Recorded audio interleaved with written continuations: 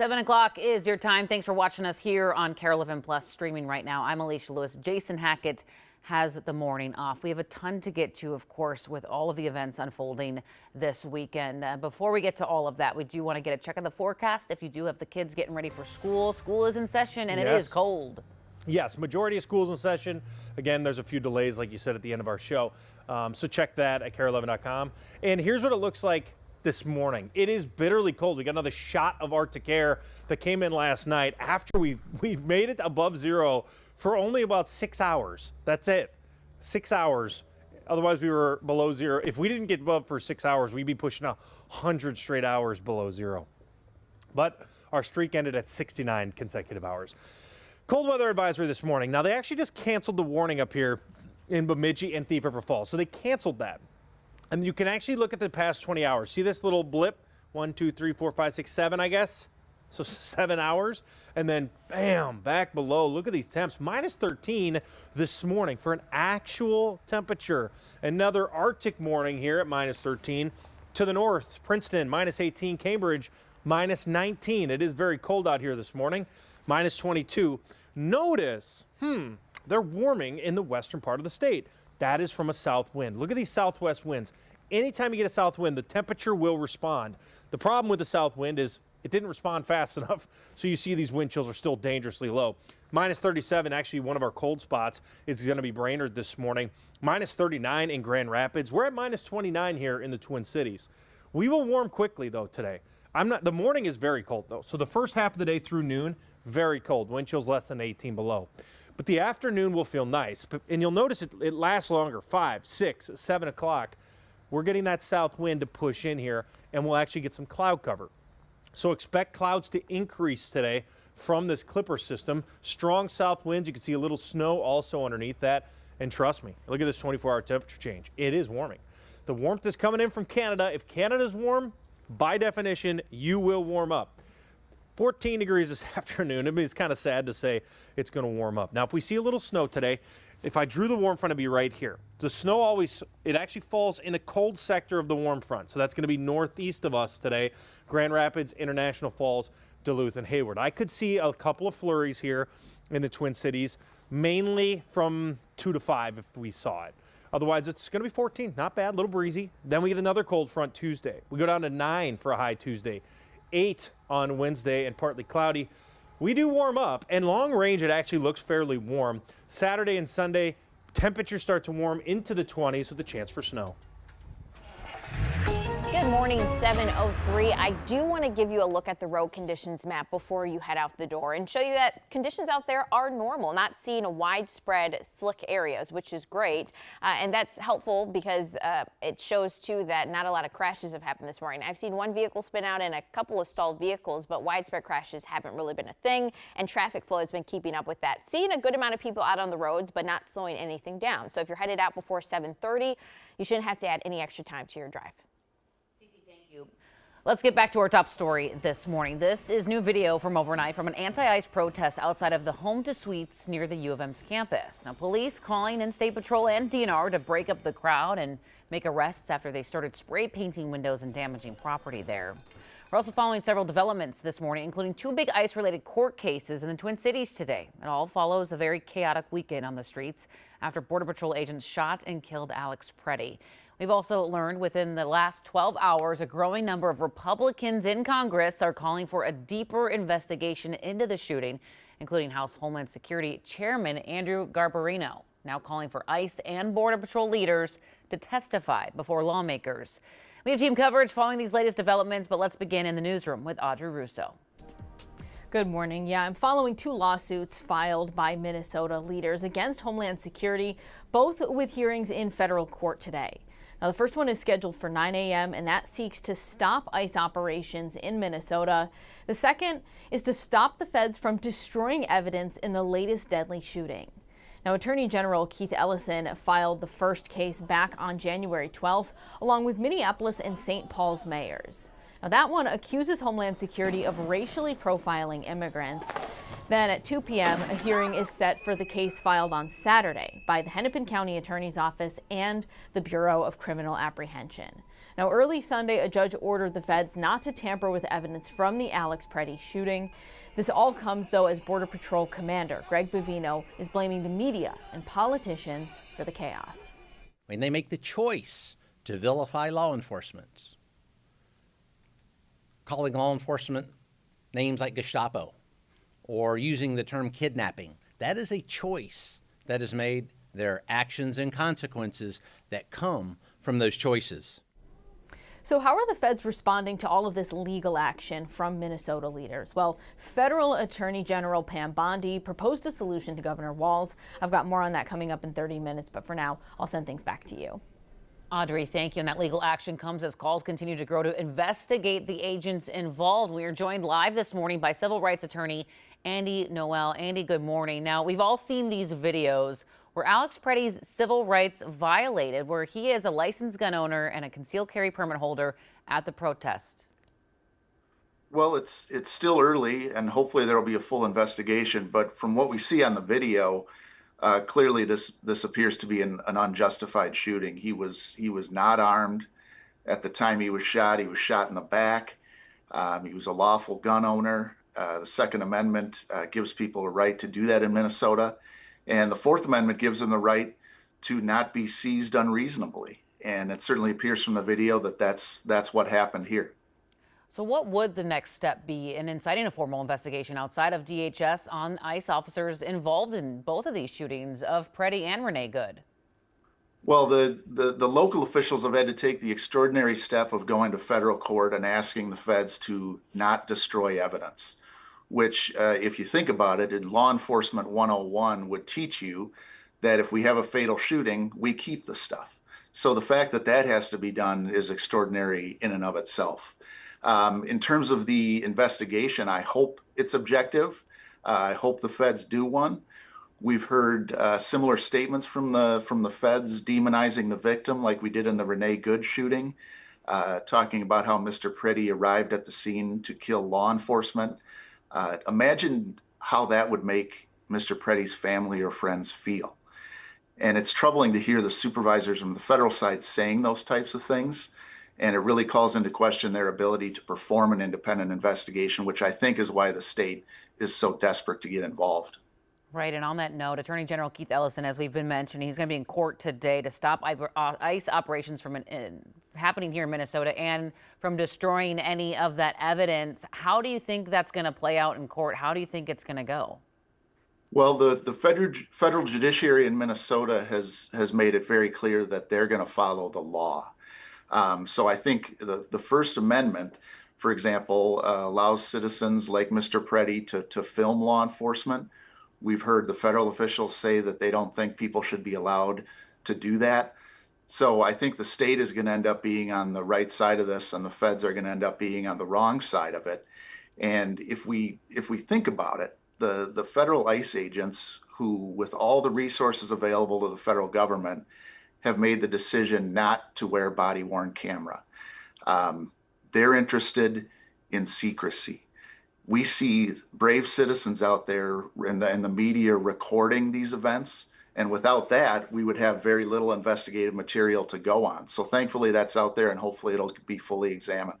Some questions popping up. You brought up our constitutional rights, the First Amendment, freedom of speech, freedom to assemble, and the Second Amendment, right to bear arms. So we're hearing from the feds that, hey, Alex Preddy came to this protest concealed carrying, having a firearm on him. Can people go to protests, conceal and carry here in Minnesota? Sure can. We can't pick and choose which constitutional rights we want to enforce. The First, the Second, and the Fourth were all in effect that day in Minnesota and across the country. So, the defenders of the Second Amendment should be equally fervent defenders of the Fourth Amendment. Mr. Preddy was unarmed when he was shot. He was on his hands and knees. He was shot in the back.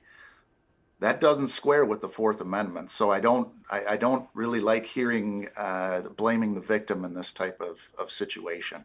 Right, and speaking of both victims of Renee Good and Alex Preddy, do their families have grounds for civil suits with their deaths if the state is not able to move forward with their own situation in terms of lawsuits and criminal? Well, the families certainly have grounds to move forward from a civil perspective.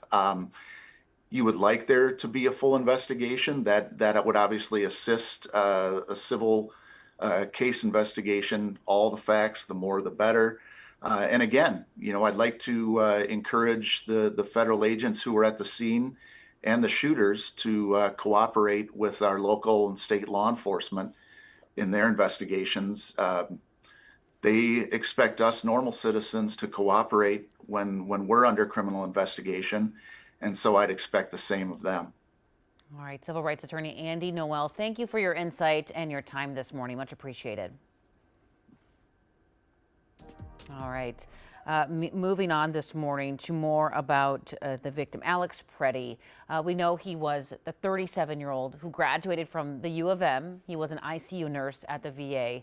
And one of his recent patients tells us that she's been an absolute mess ever since she found out about his death.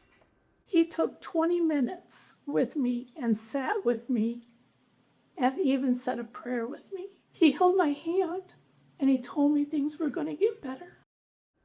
We're also hearing from Preddy's parents who say they're heartbroken and angry. They say, quote, "The sickening lies told about our son by the administration are reprehensible and disgusting." And the deadly shooting is igniting intense reaction here in Minneapolis and beyond, adding to the already existing tensions and anger over Renee Good's shooting, which happened just about 3 weeks ago. Megan McPherson continues our team coverage this morning. Megan. Good morning. Reaction to Alex Preddy's death from people across Minnesota and across the country continues to flood in this morning. We've seen responses from everybody from actors to athletes to politicians, and they just continue to come in. And last night, the Minnesota Timberwolves returned to the court after their game against the Golden State Warriors was postponed after Saturday's shooting and protests. But the focus was far from basketball. Before tip-off, Timberwolves head coach Chris Finch struggled to hold back emotion, speaking on behalf of a team shaken by the community's fear and grief. Finch, known for his typically measured and no-nonsense demeanor, rarely shows that kind of vulnerability, but this time was different. After the game, Warriors head coach Steve Kerr said the weight of the moment showed on the court. The vibe in the stands, it was one of the most bizarre, sad games I've ever been a part of. We could tell they were struggling with everything that's been going on, and what the city has been through. On the human level, certainly as somebody who takes great pride being here, and I know a lot of our players feel the same. They all love being here, and it's just hard to watch what we're going through. The Timberwolves also held a moment of silence for Preddy before the national anthem. I will also share more reaction from players on both teams after the game in about 30 minutes. Alicia. All right, Megan, thanks. Hey, we're live from our nation's capital, where Congress is up against the clock this morning to avoid a government shutdown by Friday at midnight. And there's a new twist. Senate Democrats are saying that they're not going to vote for the current funding bill following the deadly shooting of Alex Preddy. Democrats say they cannot support any funding bill that includes money for Homeland Security. Congresswoman Angie Craig says she's taking a stand now to help dismantle the Trump administration's version of ICE. I am absolutely committed to holding the line, and I encourage my Senate colleagues to stand the line, hold it, and force Republicans to do what they know is right. An out-of-control ICE is attacking and terrorizing the people of Minnesota, and they're coming to you if we don't stop them here. The funding package, which the House already passed, could come up for a vote as soon as tomorrow. The legislation needs at least 60 votes to pass the Senate. 7:14 on your Monday, negative 13 degrees out there. It is downright cold once again. And what was surprising to me yesterday, John, the sunshine. It actually felt nice. My son went to the playground, put on all his gear. Wait, we went what? out and played. You did? I feel like once we get this low, we Yeah. start to acclimate Yeah, to you do. the No, there's freezing nothing. temps. There's nothing better than hitting rock bottom. Right.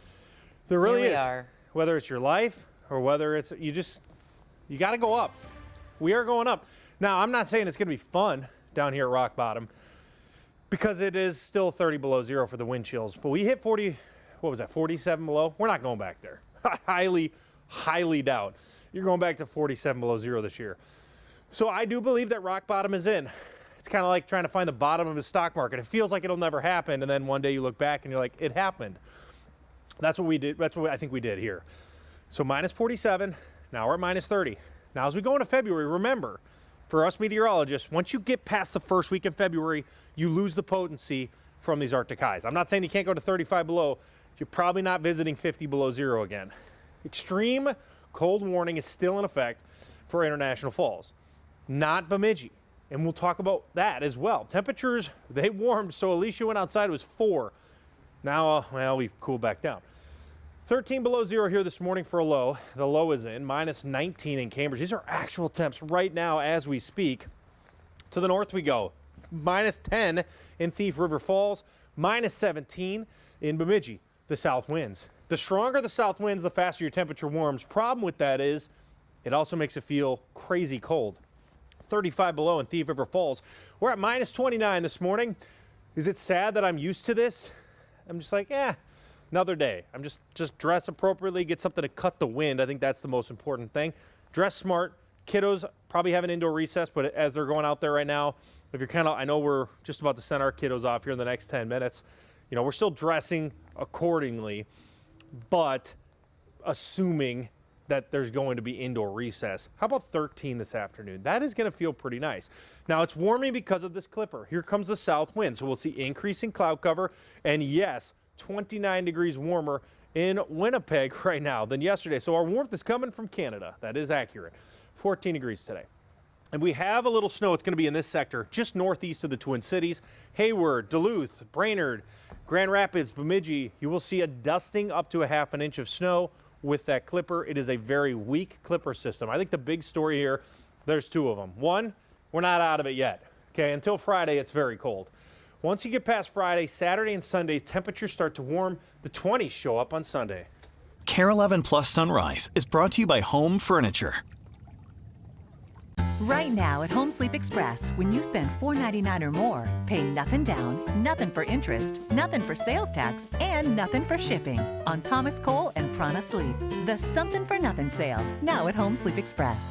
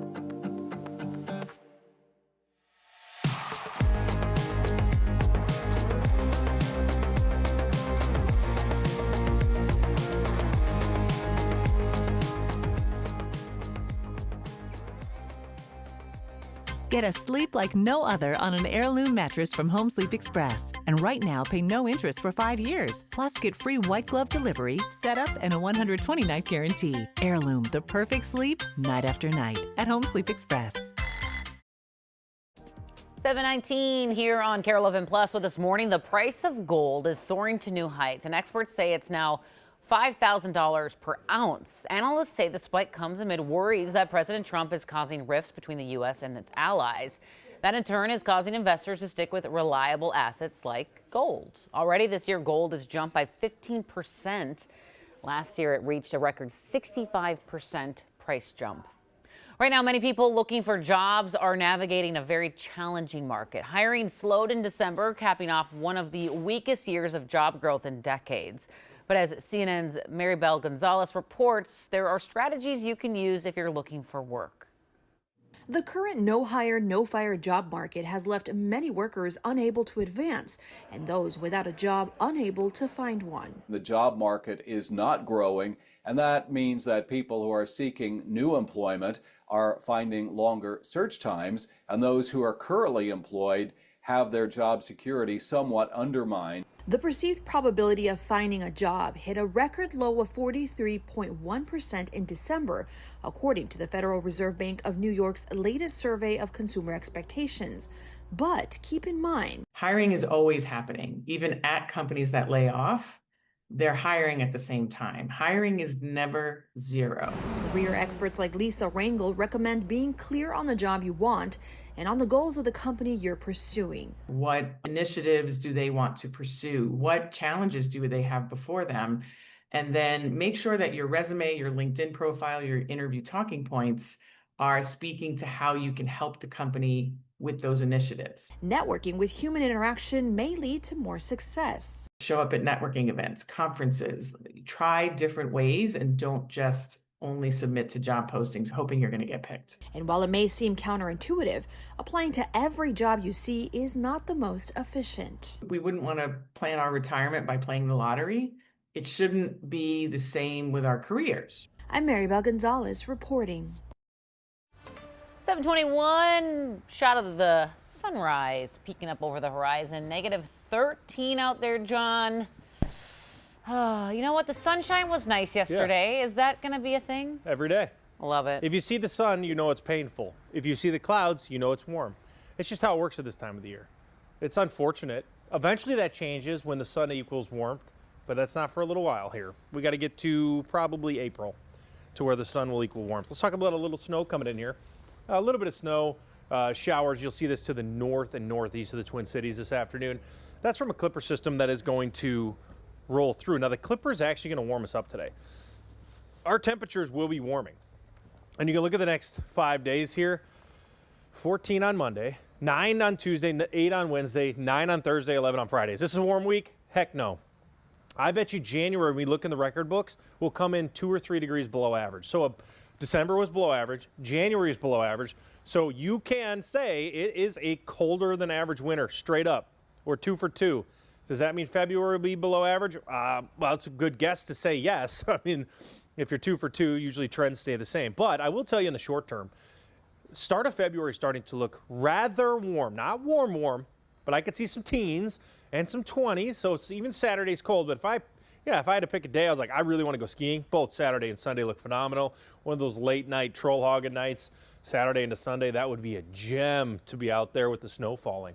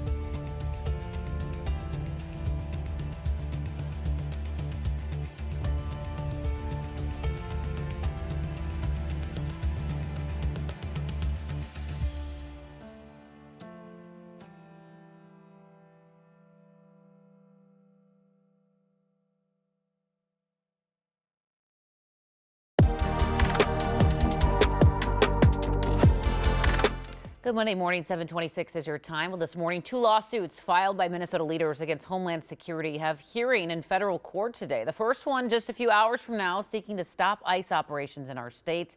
It was filed by Attorney General Keith Ellison, accusing Homeland Security of racially profiling immigrants. Then at 2 o'clock, a hearing scheduled for the case filed Saturday by the Hennepin County Attorney's Office and Bureau of Criminal Apprehension. A judge ordering the feds to not tamper with any evidence from the Alex Preddy shooting that happened Saturday. John has your forecast next.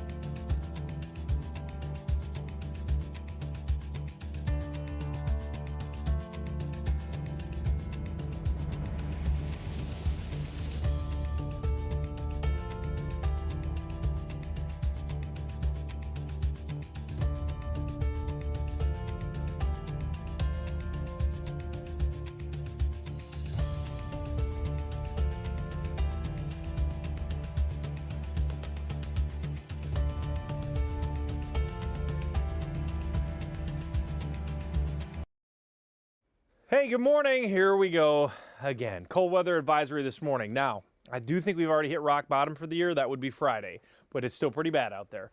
Bundle up if you got to be outside. Now, temperatures, we broke I shouldn't say freezing. Wow. We broke zero for the first time in 69 straight hours. That was yesterday. We hit 4 degrees. Now we tanked again tonight. What happened is we had another cold front move through, and we sit at 13 below zero. 17 below right now in Princeton. These are actual temperatures, 22 below. Now, temperatures aren't quite as cold out west. That's because we're actually going to see a slight warm up this afternoon.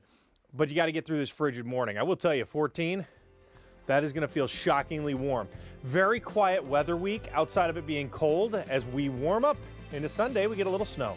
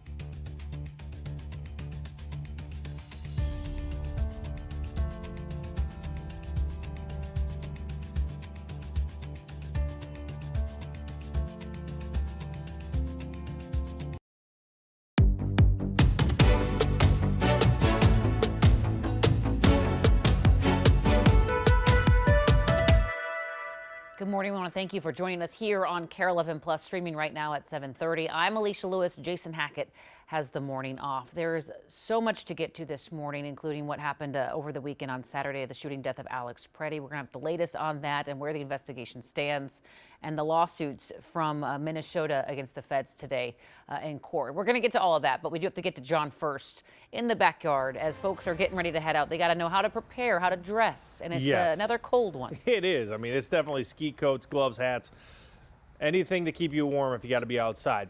I will tell you, it's going to improve, but maybe that's hard to do right now. We're in the midst of this. Still a cold weather advisory. We had a cold front move through again yesterday, which was kind of cruel because Sunday you finally had this little hope at 4 degrees, and it felt kind of warm, and then we just got smacked with another front. So here we sit again, very, very cold as we're in the middle of a nice Arctic blast.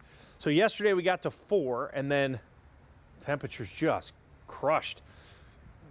Last night, 4, 5, 6 in the morning. We've been hanging out at minus 12. Here is your low for the day. 15 below at Flying Cloud Airport. 13 below zero in the Twin Cities. 19 below. Cambridge pushing 20 again. Very, very cold. Minus 22 in Grand Rapids. And now you'll notice, look out here, Northwest, we've been slightly warming. And that is It feels taboo to say, but we have been. There's a southwest wind of 10 to 15 miles per hour. The current wind chill is still bitterly cold, but we know that things are starting to change out there, and that will impact us this afternoon. Maybe not now. It's 29 below. It's literally as cold as it can be when you still go to school is today. So -6 to -23, going up to 12, 13 this afternoon. Wind chill still going to hang around 0. I'm not saying it's warm, but I do believe it will feel warm for us. We've been acclimating to this. The reason we're warming up, underneath the low, you get a little pop of south winds, and what does that do? Creates clouds and creates some light snow. And you can actually see the warmth. I mean, look at the 24-hour temperature change in Winnipeg. 29 degrees warmer up there. That warmth is coming in. I'm not going to say it's warm. It is warmer. It's tough, right? It's 14 degrees. I could be saying it's a cold day today, but I think where we've been and what's changing, we're warming 28 degrees today. From 14 below to 14 above. Big changes. Now, there's also a little snow, a little bit of light snow possible north and northeast. That will slide northeast of the metro. You see maybe areas, even in New Richmond, Osceola, Pine City, you can see a dusting. Anything south of the Twin Cities, probably not going to get it today. Looks like that will really graze the northeast communities, and you can see that here from the Twin Cities to Hayward. It says 0. That just indicates a dusting. Next 5 days, 14, 9, we got another front, cold front. We'll stay down. Now, this is another shot of, I would call it Canadian high pressure, not Arctic high. So that's why it's 9, 8, and 9 instead of it being 8 below, 0, and 2 below. So it's cold, but it's only 10 to 15 degrees below average. Once we get out of this, we'll do a pattern flip. We'll see temperatures in the 20s and 30s almost every day. And we'll see that starting on Sunday. It is not a coincidence. As soon as we warm into the 20s, we start to talk about a chance for snow. Good morning, 7:33. Let's take a look at the road conditions map. If you're just tuning in, things look really great across the Twin Cities metro as far as coverage on the roads. We're not seeing that thick ice or major snow. Things have really dried out over the past few days. But if we take a look at traffic flow, things are starting to pick up a little bit now, especially coming in from Rogers on 94. A little bit here coming down on Highway 100 there. This is through the Robbinsdale Crystal area, coming up through the Bloomington area on Highway 169, and a little bit of slowing here into downtown St. Paul. But other than that, things are pretty quiet this morning. You shouldn't have to add a lot of extra time. If you do add extra time, if you're traveling in that yellow and red, just add about 8 to 10 minutes to your morning drive. All right, good reminder. Cece, thank you so much. 7:34 is your time. New video overnight of a protest near the U turning destructive as a large group gathered outside the Home to Suites on University Avenue. Now, the group started spray painting windows of the hotel. They believe ICE officials and ICE agents are staying at this hotel. They were outraged by the latest deadly shooting that happened Saturday. Also this morning, fallout from Saturday's shooting is heading to federal courts. 2 major lawsuits related to ICE in the Twin Cities facing a judge. We have team coverage following another chaotic weekend on the streets of Minneapolis, starting with Audrey Russo. Yeah, we're tracking 2 lawsuits filed by Minnesota state officials against the feds. Now, there's a hearing at 9 a.m. in federal court and one at 2 p.m. The first seeks to stop ICE operations in Minnesota, and the second attempts to stop Homeland Security from destroying evidence in Saturday's deadly shooting. Now, these legal maneuvers come after local officials spent the weekend on the national stage criticizing ICE's tactics. It looks unprofessional. It looks very chaotic. It doesn't look like there's clear teamwork tactically to achieve the same objective. The greater issue, the greater concern is, people should be able to have an expectation that the federal government can enforce federal immigration law without these, poor tactics and really unconstitutional practices. Now, the federal government is responding to these challenges. Federal Attorney General Pam Bondi actually sent a letter to Minnesota state leadership, including the governor, asking for access to Minnesota's voter rolls. She also asked the state to share its Medicaid and SNAP benefits data. Minnesota Secretary of State Steve Simon responded saying, quote, "The answer to Attorney General Bondi's request is no." Back to you. Audrey, thank you. And this morning, we're also learning more about the victim in this weekend's shooting, 37-year-old Alex Preddy. New video shared on social media shows him holding a tribute for a veteran who passed away at a local VA hospital just a few years ago. Take a listen. Today, we remember that freedom is not free. We have to work at it, nurture it, protect it, and even sacrifice for it. May we never forget and always remember our brothers and sisters who have served, so that we may enjoy the gift of freedom. And this morning, we're also hearing from Preddy's parents. In a statement, they write, quote, "We are heartbroken, but also very angry." They say, quote, "The sickening lies told about our son by the administration are reprehensible and disgusting." As outrage continues to grow surrounding Preddy's death, the response is spreading beyond our state of Minnesota. Megan McPherson's here with the reaction coming in overnight. Megan. Reaction to the death of Alex Preddy continues across Minnesota and beyond. On social media, we have seen professional athletes, actors, singers, and other celebrities joining thousands of everyday people who are calling for answers and accountability right now. And the impact is being felt even on the basketball court. The Timberwolves returned to play last night after their game against the Golden State Warriors was postponed amid protests and unrest over the weekend. But inside Target Center, the mood made clear this was not just another game. Players and coaches described a night overshadowed by grief and uncertainty. The Timberwolves held a moment of silence for Preddy before the national anthem. And the Wolves turned in one of their lowest scoring performances in more than 4 years, while Warriors players said that it was difficult to separate basketball from what was happening outside the arena. And after that final buzzer, players from both teams reflected on what it meant to compete in a city still in mourning. Nobody deserves to lose their life.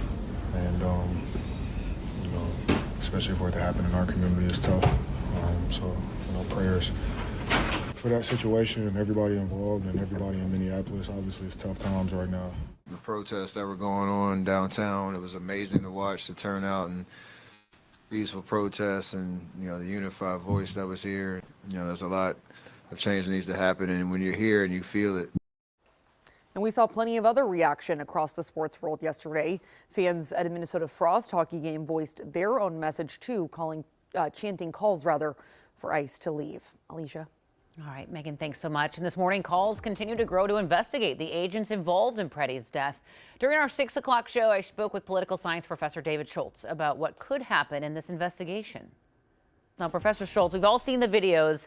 I feel like we're watching a dangerous game of political chess. What's the end game here? That's the great question, what the real end game is for, let's say, at least a Trump administration. We know on the end game for the state of Minnesota, they want ICE out, or they want at least their tactics changed. But this is really hard to figure out because on the one hand, we've got ICE saying that it's about rounding up, quote, the most dangerous of the dangerous. But then we have a letter from Pam Bondi, the U.S. Attorney General, saying this will end when the state of Minnesota turns over certain types of information regarding voting records and so forth. So it's kind of a confusing, I hate to use the word fluid situation in terms of what are the objectives here. And I know a government shutdown is looming. Congress has until midnight this Friday to pass the funding bill. And now Democrats are saying they're going to oppose it if it includes funding for Homeland Security. So could this be some type of tipping point for change?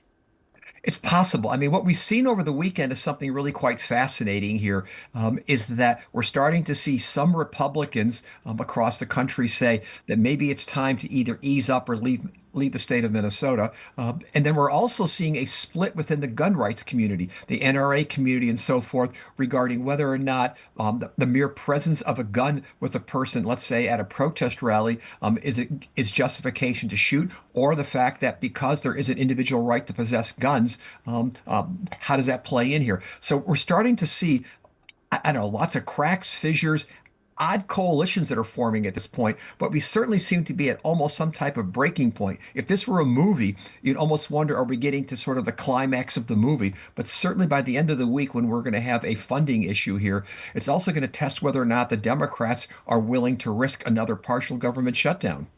All right. Thank you so much for your time. Again, Professor Schultz. Again, we're going to have to see how this all plays out in the days and weeks to come.